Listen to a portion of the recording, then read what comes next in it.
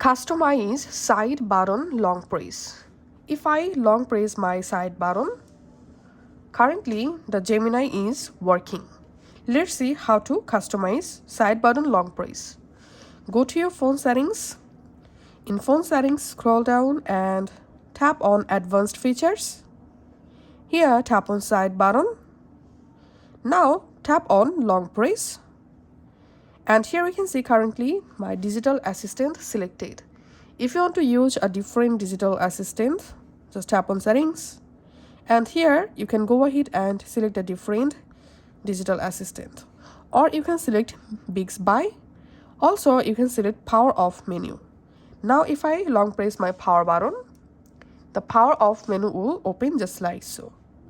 That's how you can actually customize our power button long press. That's it.